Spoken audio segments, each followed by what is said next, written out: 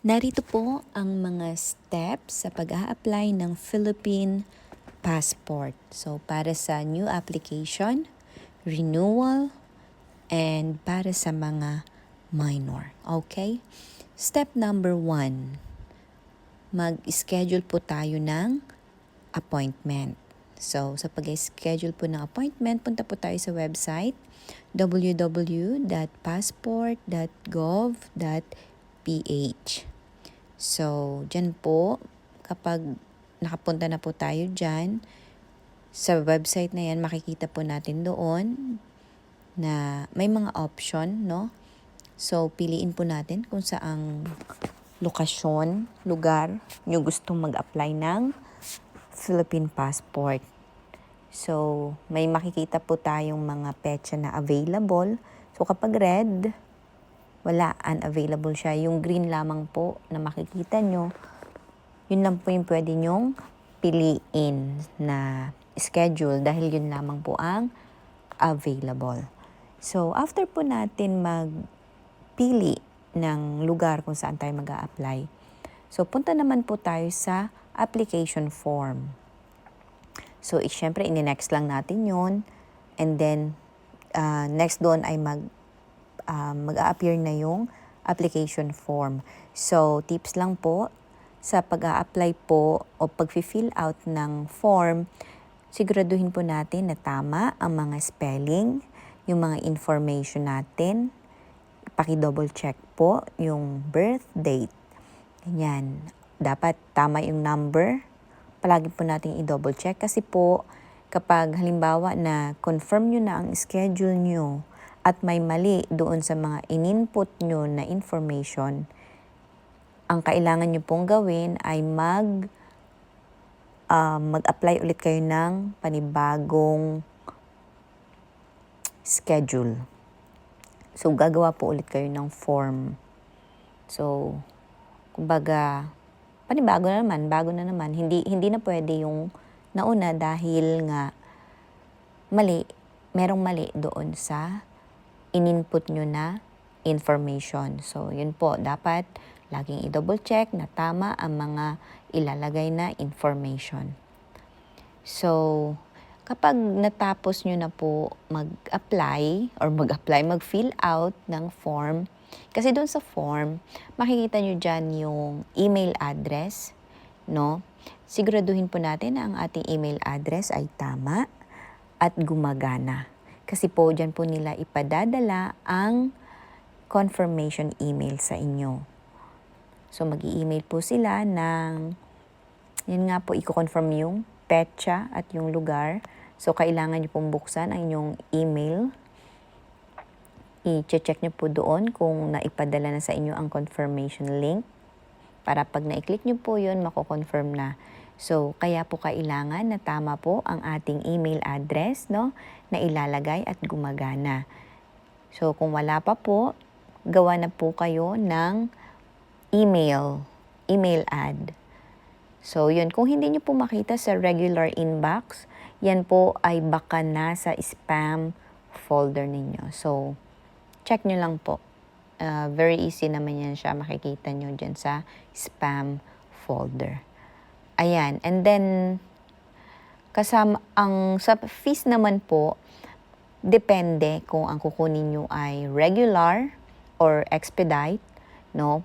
Pareho po yan pag bago at saka renewal. So, sa regular, meron pong 950 pesos.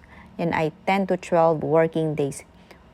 Working days po ang pinag-uusapan ha. Hindi kasama ang holiday at Sabado, Linggo. Okay, sa expedite po ay 1,200, 5 to 7 working days naman po yan. So, kung halimbawa po ang inyong passport ay nawala, napunit, ganyan, magpe-penalty po kayo ng 350 pesos. So, magdala lang po ng extra kung nawala or na-damage ang inyong passport. Okay, next, sa step 2, mag-prepare po, i-ready ang mga required documents, no? Pareho sa new application, sa renewal, sa minor applicant. So, dito po muna tayo sa new application. Pag bago pa lamang po kayo mag-apply ng Philippine passport, kailangan po ang PSA birth certificate o yung Philippine Statistics Authority, no? Original at photocopy. So, kailangan po natin magdala. Valid ID po na issue ng government. So, pwede na po dyan ang national ID, driver's license, PRC, postal, senior citizen, PWD, at marami pa pong iba. So, yan po, ipa-photocopy nyo po yan. Dalahin ang original at photocopy. Okay? Sa mga babae po na kasal, dalahin po ang inyong marriage certificate, original at photocopy po. Galing pong PSA, ha? Ayan. And then sa renewal naman po, yung current passport po ninyo, pakidala at isang valid ID. Okay? So, dito na tayo sa minor applicant. Sa mga minor applicant po, kailangan syempre ang PSA birth certificate. So, kapag hindi po readable, hindi mabasa kasi syempre yung ating PSA, kahit na PSA na siya, bago nyo lang kinuha, actually parang yung kopya na yun, yung alam niyo yun yung galing sa sa local civil registrar. Parang ganun. Parang finotocopy lang siya pero magandang papel. Correct me if I'm wrong ha, pero parang ganun eh. Parang ganun, parang finotocopy lang siya na sa magandang papel. But anyway, so yon, kapag hindi readable yung sa PSA birth certificate, punta po kayo sa local civil registrar para po kumuha ng kopya. At syempre po, dahil minor, kailangan po kasama niyo po ang bata. Kung ang bata po ay 8 years old to 17 years old. So, 7 pababa, pwede nang hindi, no? Okay, sunod naman, ano pang kailangan pag bata? School ID, kung estudyante po, no? Pag walang school ID, makipag-usap po kayo sa teacher, kumuha po ng kopya ng Form 137. Ito yung records ng bata, no, sa school. Hindi nyo po makukuha ang original dahil po yan ay pagmamay-ari ng school. Pero makakakuha po kayo ng kopya, photocopy po. So, yon. At dahil minor ang mag-a-apply, kailangan syempre ng guardian o ng parent. Syempre, pag hindi available ang parents, yan, syempre, guardian, lolo, lola, auntie, uncle, pinsan, ninang, ninong, at marami pang iba na pwede, no? So, sa guardian or sa magulang na makakasama ng minor sa pag-a-apply, valid ID, original, at photocopy. Okay? Para naman din po sa magulang nila, no, yung marriage contract, original at photocopy din po ng magulang ng bata. Kung ang bata po ay legitimate child, no, kung kasal ang mga magulang. So, paano po kung hindi kasal? So, ang nanay po ang sasama sa bata. So, paano kung wala na yung nanay? Siyempre, edi, no choice, yung tatay. Kasi kung wala na yung nanay, dahil alam naman natin na kapag minor, palagi ay nasa nanay. Most of the time talaga nasa nanay talaga yan, automatic. Unless, alam niyo may mga, siyempre, may mga pagkakataon na dahilan na hindi kasama ang nanay. So, wag na nating yun. So, eto na. So, paano kung kung wala yung magulang? No, lalo na kung guardian lang. Paano yun? So, syempre, buhay naman ang magulang, no? Mag-secure ng SPA, lalo na kung ang magulang ay nasa labas ng bansa, no?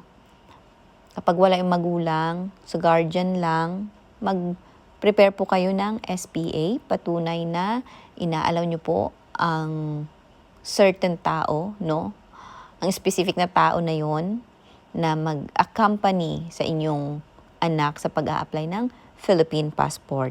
So, kung ang magulang po ay nasa ibang bansa, secure po tayo ng special power of attorney na dapat po ay legalized by the embassy or ng consulate kung saan man po kayong bansa naroon. Okay? Now, step 3 po tayo, physical appearance. Oo naman, syempre, kapag nag-a-apply tayo ng passport, hindi naman pwedeng manika ang mag-a-apply. Kasi, bakit? Syempre may proseso yun. Hindi lamang nag-apply ka online, okay na.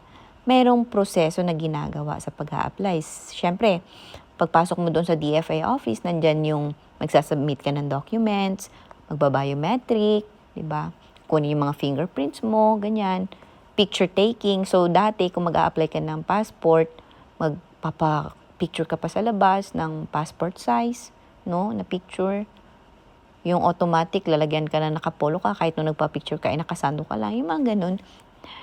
So, doon na po din sa DFA office, yung picture taking at magbabayad ng fees. Ayun nga, yung sa nabanggit ko dyan sa unahan kanina, expedite or regular. So, ayun. Siyempre, kung hindi ka naman nagmamadali, di ba, okay na yung regular. Parang 5 days. At least 5 days lang naman yung difference, di ba?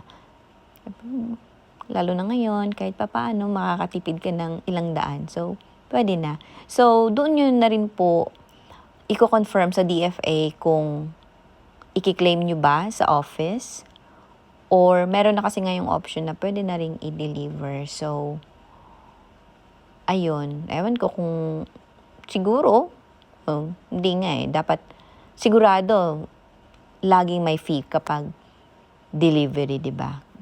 So, yun. Syempre, lalo na ngayon, ang mahal ng gas. Ayan.